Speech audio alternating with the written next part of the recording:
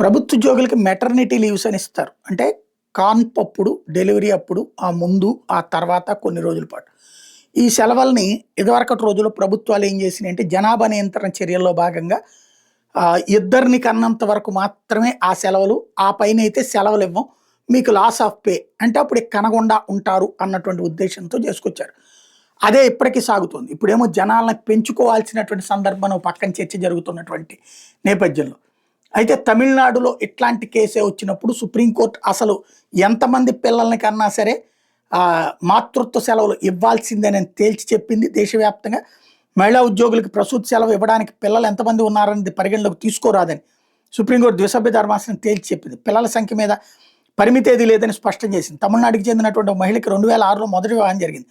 మొదటి భర్త వల్ల 2 బిడ్డలు కలిగారు. 2012 డిసెంబర్లో ఆమె ఆంగ్ల ఉపాధ్యాయులుగా ప్రభుత్వ ఉద్యోగంలో చేరారు.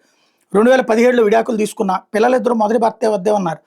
2018లో ఆమె రెండో పెళ్లి చేసుకుంది. రెండో భర్త వల్ల గర్భం ధరించడంతో 2021 ఆగస్టు 17 నుంచి 2022 మే 13 వరకు ప్రసూతి సెలవు కోసం దరఖాస్తు చేశారు.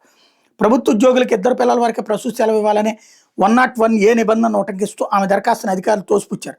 దీని మీద మహిళా ఉద్యోగి రిట్ పిటిషన్ వేయగా మద్రాసు హైకోర్టు ఏకసభ్య ధర్మాసనం ఆమెకు ప్రసూతి సెలవు ఇవ్వాల్సిందేనని తీర్పునిచ్చింది. ఆ ఉత్తర్వులను ద్విసభ్య ధర్మాసనం కొట్టేయడంతో సుప్రీంకోర్టు ఆశ్రయించారు. భారత రాజ్యాంగ అధికారులు 2142 ప్రకారం అంతర్జాతీయ మానవ హక్కుల ఒప్పందాల ప్రకారం ఆమెకు ప్రసూతి సెలవు ఇవ్వాల్సిందేనని, అయితే 2 పిల్లల కన్నా ఎక్కువ మంది ఉంటే సెలవు కాలం తగ్గిపోతుందని సుప్రీంకోర్టు తేల్చింది. మొదటి భర్త వల్ల కలిగిన పిల్లలు ఇద్దరు తల్లి వద్ద లేరనే విషయాన్ని కోర్టు పరిగణలోకి తీసుకుంది.